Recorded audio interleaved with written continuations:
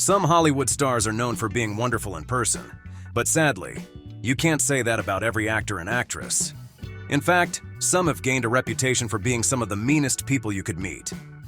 Let's take a look at the shocking truth about the 10 biggest jerks in Hollywood history. Number 10. Bing Crosby. Behind the smooth voice and charming smile that is Bing Crosby, there seemed to be a dark side to his personality. According to his oldest son Gary in his tell-all biography, Going My Own Way, Bing Crosby wasn't exactly the warm and fuzzy father figure we imagined. Gary claimed that his dad's disciplinary tactics included stern lectures and even a studded leather belt. But it didn't stop there. Now the toughest part. The housekeepers allegedly resorted to giving the children the drowning treatment in the bathtub if they were caught talking in bed, or if they dared to wake up too early. That's rather extreme discipline. And also, it should be remembered that 2 of Bing Crosby's children went on to suffer from depression and eventually took their own lives. It's heartbreaking to think that such a beloved figure could have had such a troubled and damaging impact on his own family. Another surprising revelation was Bing Crosby's strange relationship with Bob Hope. Despite starring in 7 road movies together, it turns out that Bing and his co-star Bob Hope weren't exactly buddies off-screen. In fact, Bob Hope once confided to a friend that he simply didn't like Bing, and at times even detested him. Number 9. Milton Berle. Dearest Uncle Milty to millions, but behind the warm and enduring persona, there was a darker side that earned him a reputation as the thief of bad gags. You might be wondering how such a beloved figure could resort to such unscrupulous behavior. Back in 1993 at the MTV Video Music Awards, the iconic drag queen RuPaul decided to call Berle out. Seems like their on-camera camaraderie was merely a facade, as behind the scenes they didn't exactly get along. RuPaul's attempt to pass the torch to the comedy veteran turned awkward when things went off, script leading to a strained professional relationship and RuPaul's eventual departure from MTV. Berle also managed to earn himself a lifetime ban from hosting NBC's Saturday Night Live. When he guest hosted the show in 1979, he went completely overboard during rehearsals trying to take control of the entire show and upstaging his fellow cast members. To make matters worse, he shamelessly recycled old comedy bits that had lost their charm a long time ago. Lorne Michaels, the show's creator, tried to sweep this disaster under the rug, attempting to prevent the episode from being rerun. But as fate would have it, copies of the disastrous performance surfaced in 2003, revealing the truth about this Hollywood star's jerky behavior. Number 8. Zaza Gabor. Zaza Gabor was known to be rather unpleasant to be around, leaving a trail of disgruntled acquaintances in her way. Some even compared her to the Kardashians of today, but we'll save that debate for another time. One of Gabor's biggest sins was how she treated her own daughter, Francesca Hilton. Despite proudly displaying her daughter on red carpets and social gatherings during her early years, things took a sharp turn when Francesca showed no interest in wearing makeup. And that's where the mother-daughter bond hit a real rock. But the real heartbreak came after Francesca's father, the billionaire hotel magnate, Conrad Hilton, passed away. Unfortunately for poor Francesca, she was left with $100,000, which might sound like a lot to some, but in her father's world it was a pittance. Francesca fought tooth and nail in court to get her rightful share, but to no avail. And sadly, the legal battle took a massive toll on her finances, leaving her penniless in the end. She got no help from her mother, and Francesca faced terrible financial straits for the rest of her days. Number 7. Tom Cruise. Cruz notoriously set weird rules with Katie Holmes in and out of their marriage. Outside of the marriage, she wasn't allowed to see other men right away, she couldn't travel with her daughter, and she wasn't allowed to talk to Nicole Kidman, Cruz's other ex.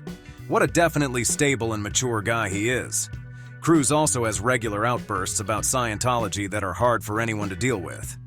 But it gets even more annoying when it's a religion about space aliens. It isn't just his weird Scientology stuff either. Apparently, he told Navy sailors not to talk or even look at him while he was on set filming Top Gun 2. So much respect for our troops, right?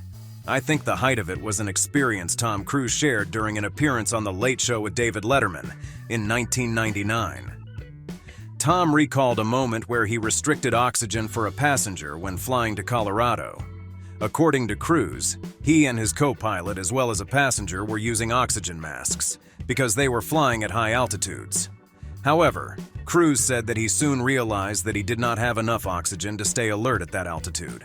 Cruz then said he and the co-pilot decided to turn off the oxygen mask for the passenger so that they could continue their journey. He continued telling the story of how the passenger passed out due to the lack of oxygen. Cruz kept laughing, making Letterman appear uncomfortable. I mean, who laughs at such a scenario? Isn't that plain cruelty? And for real, Cruz should be happy no one died. Number 6.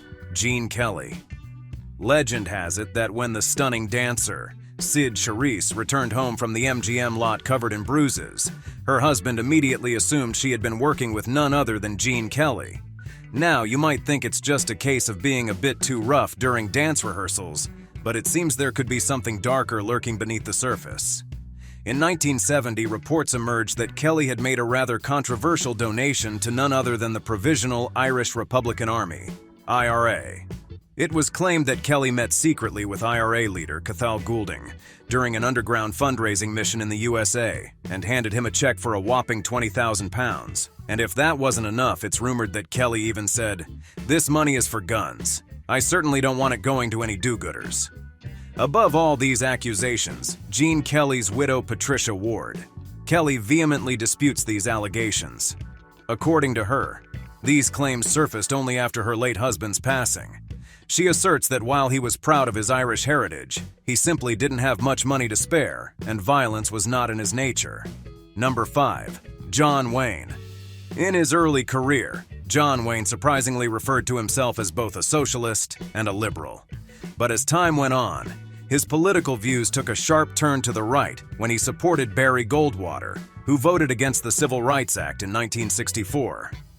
In a 1971 Playboy interview, Wayne made some highly controversial comments.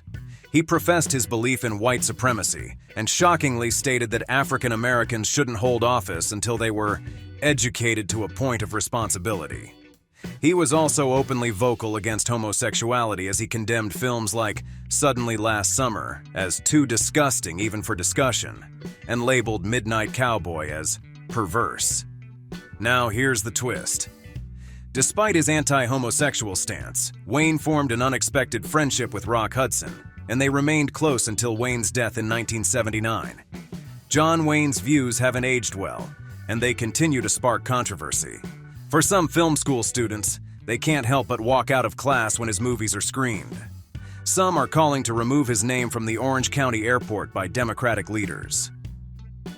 Number 4. Bette Davis. Davis left an indelible mark on the world of Hollywood, but beneath that glamorous exterior there were some shocking incidents that showcased her no-nonsense attitude. Imagine sitting down for a nice dinner with Bette and director Herschel Daugherty, only to witness a moment that would send shivers down your spine. During the dinner, Daugherty made the grave mistake of wagging his finger in Davis's face, triggering a response that cleared out half the restaurant. Davis unleashed a verbal tirade so powerful, and just like that, she calmly returned to her dinner as if nothing had happened. During the filming of Mr. Skeffington, she would often rinse her eyes between scenes to combat the demanding lighting. But someone took advantage of this routine and entered her dressing room, poisoning her eyewash. The culprit remains a mystery to this day. But director Vincent Sherman reportedly quipped to detectives, "If he were to line up the cast and crew and ask them, okay, which one of you wanted to kill Bette Davis, 100 people would raise their hands." Number 3. Mickey Rooney. From his humble beginnings to his comedic roles in later years, Mickey had the ability to captivate viewers. However, his nice guy image seemed to be a product of his acting prowess rather than a reflection of his true self. Rooney's later years were marked by an eccentricity that embraced self-mockery, allowing him to poke fun at his own persona. In his tell-all autobiography, he boasts about his countless extramarital affairs, leaving readers both fascinated and shocked. Rooney often found himself in several controversies and getting entangled in the web of Hollywood gossip. In his autobiography, Rooney also outed his close friend, Judy Garland, for having a brief affair with a woman. He also shockingly described explicit details about his first wife, Ava Gardner's private part. These revelations fueled the perception that Rooney had a penchant for crossing boundaries and disclosing personal matters without remorse. Such behavior undoubtedly affected those around him, tarnishing the reputation of not only himself, but also of his friends and former partners. In 2019, Hollywood journalist Craig Bennett added fuel to the fire with his book, True Confessions of a Shameless Gossip. Bennett's claims painted Rooney as an abrasive and rude individual, notorious for his behavior both on and off screen, and the most shocking allegation involved a 14-year-old Elizabeth Taylor, with Rooney allegedly engaging in a relationship with her during the filming of National Velvet when he was 24. Number 2. Joan Crawford. Crawford clashed with Bette Davis on the set of Whatever Happened to Baby Jane, and since then, their backstage battle became the stuff of legends, and was even dramatized in the 2017 miniseries Feud. Their feud got so intense that they constantly tried to sabotage one another. Davis, desperate to have Crawford fired from the film, tried everything in her power to undermine her. However, Crawford held her ground and remained a part of the project. When Davis received an Academy Award nomination and Crawford didn't, the tension reached its boiling point. In a classic act of revenge, Crawford managed to secure a spot as a presenter at the Oscars and actively campaigned against Davis. When Anne Bancroft won the Best Actress Award for The Miracle Worker in 1963, Crawford shockingly accepted the trophy on Bancroft's behalf. It was a calculated move to steal Davis's spotlight and further escalate their bitter rivalry. In 1978, her adopted daughter Christina Crawford published a tell-all book titled Mommy Dearest, revealing a lifetime of alleged abuse. Christina Crawford's book shed light on the troubled upbringing she endured. She mentioned that her mother adopting children was nothing more than a publicity stunt. Shockingly, Crawford is said to have illegally adopted her children through back channels, and one birth mother even attempted to reclaim her child shortly after Crawford brought them home. Number 1. Chevy Chase.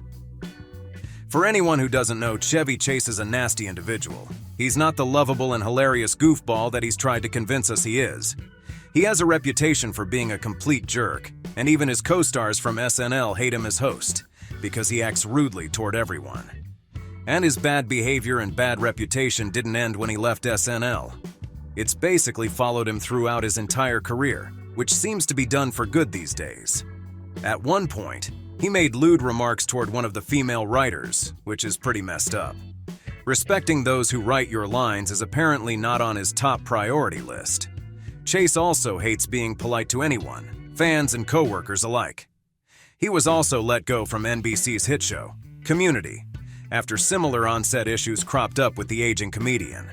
Then one time he tells John Belushi, "I'm Chevy Chase and you're not." And not to mention how he hates pretty much everything he has been in and is difficult to work with. It looks like he'll probably never change his ways at this point. If you like this video, do not forget to share and subscribe.